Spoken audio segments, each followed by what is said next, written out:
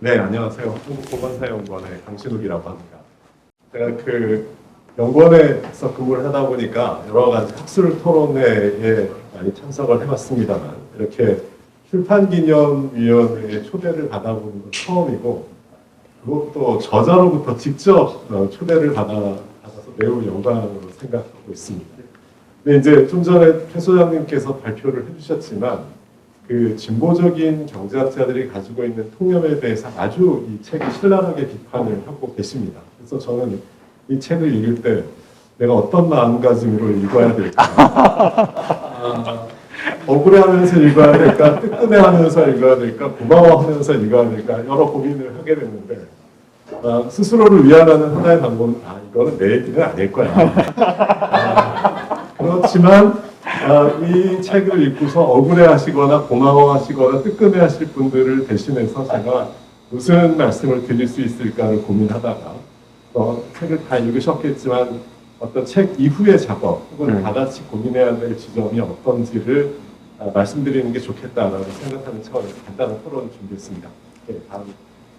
보통 불평등에 대해서 얘기할 때는 약간 딱딱한 말이지만 실증적으로 불평등이 변화했는지, 왜 그렇게 됐는지, 그 불평등이 증가하게 되면 다른 현상들은 어떻게 변하는지, 그리고 그걸 줄이기 위해서 어떤 정책적 개입이 있어야 될지 이런 차원에서 논의를 하는 차원이 있고, 또 하나는 불평등은 과연 좋은 것인지 나쁜 것인지, 혹은 좋은 것이 있고 나쁜 것이 있다면 어떤 게 좋은 것인지, 이런 좋고 나쁘고의 문제를 다루는 차원이 있습니다. 근데 학계에서는 대개 첫 번째 차원에 대해서는 논의를 했었어요.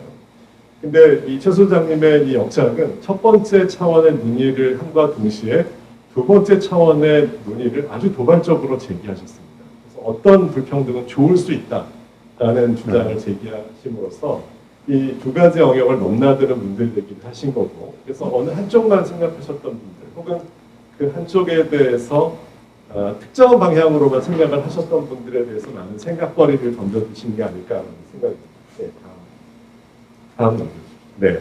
특히 이제 이 5가지 통념이라고 거론하신 것 중에 저의 과거의 연구와 관련해서 제가 스스로를 되돌아보면 가장 중요한 지점이었던 것은 1997년 외환위기가 불평등의 기원이라는 통념에 대해서 92년 한중수교 이후에 지속되어 왔던 어떤 불평등의 모멘텀이 있었다라는 것입니다. 근데 사실은 제가 최 소장님을 개인적으로 뵙고 제일 처음에 말씀드린 게 그거였어요. 저도 92년부터 외환위기 직전까지 완만하게 증가했던 불평등의 원인에 대해서 매우 궁금했었고, 그거를 가구소득의 불평등을 연구한 분들 이외의 분들, 거시경제를 연구하는 분들과 논의했을 때 저 얘기를 많이 지적을 하시더라라고 했더니, 하여튼 데이터를 보신 분들은 다 그렇게 생각하시죠? 이렇게 말씀을 하셔가지고 데이터를 보길 잘했구나라는 생각을 잠시 했었습니다. 외환위기 이전에도 한국 사회가 추세적으로 불평등이 심화되는 경향성이 있었다라는 걸 지적하신 점, 설명되지 않은 어떤 원인에 대해서 분명히 지적하신 점이 굉장히 의미가 있다라고 생각합니다.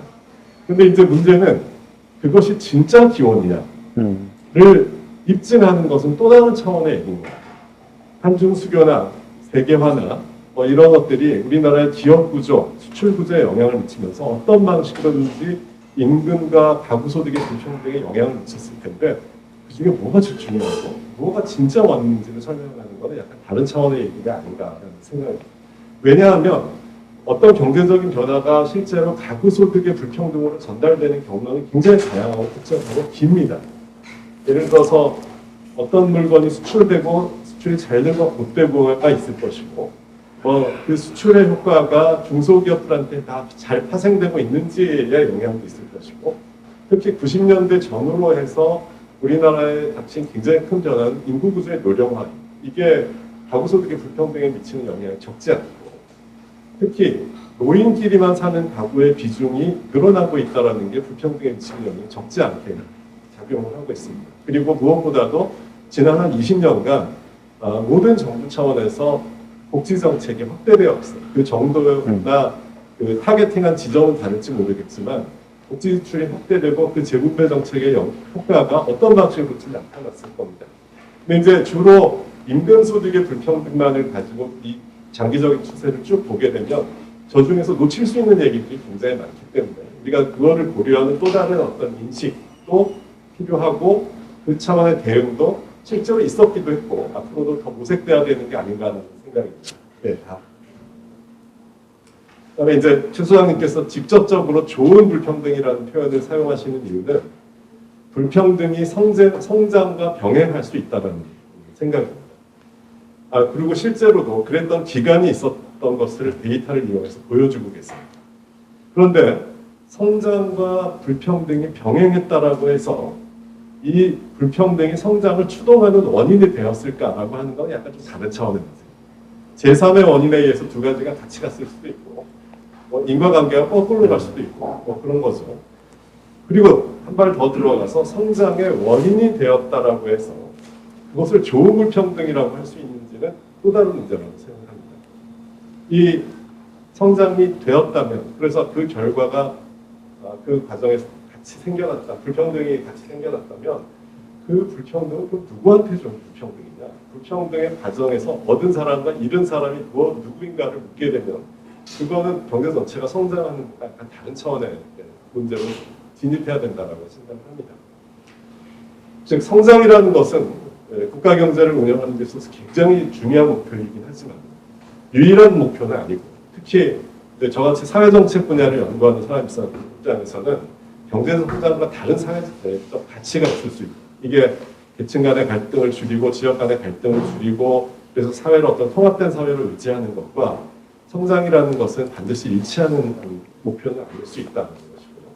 또 하나는 우리가 지금 여태까지 이 최 소장 책에서도 그렇고 이 분배가 평등하냐 불평등하냐를 요구할 때 이게 모든 국민들이 n분의 1로 다 나눠가지고 있는 상태로부터 현실이 얼마나 이탈됐느냐를 가지고 불평등해졌다 그렇지 않다를 얘기했는데 이 모든 사람들이 그럼 다 n분의 1로 다 가지고 있는 게 과연 가장 바람직한 상태냐는 이제 또 다른 차원의 얘기고 그건 이제 규범적 차원의 논의로 넘어가게 됩니다. 예, 다음. 그래서 뭐 실제로 불평등이라는 게 왜 바람직하지 않은가? 보통 사람들은 어떤 부족이나 결핍이 자신의 노력과 무관하다면 그것을 상쇄하는 불평등은 바람직한 불평등이라고 생각을 하게 됩니다.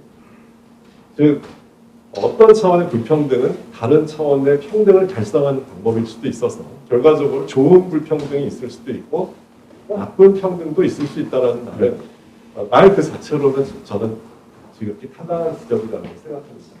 그러려면 따라서 정말 중요한 문제는 불평등 그 자체보다는 무엇의 불평등이 문제인가라는 질문에 주목을 해야 되고 보통은 저희가 기회의 평등이냐 결과의 평등이냐 이걸 가지고 의식적으로 비교를 한 다음에 결과의 평등보다는 기회 평등을 추구하는 게 뭔가 더 정의롭고 사회를 역동적으로 만들고 그럴 수 있는 게 아닌가라고 다들 인식을 합니다. 그 인식 자체가 문제는 아니지만 사실은 기회와 결과는 굉장히 상대적이어서 A가 B의 결과이기도 하고 기회이기도 하고 또 어떤 단계의 결과는 그 다음 단계로 나가는 기회이기도 하고 이렇게 물고 물리는 관계가 있기 때문에 사실은 어떤 기회를 평등하도록 해야 하는가라는 문제에 주목하는 것이 앞으로 좋은 불평등이란 무언가 그것을 구현하는 정책이 어떤 건가를 생각하는데 새롭게 저희가 같이 고민해야 될 문제가 아닌가라고 생각을 하고 이 좋은 불평등이라는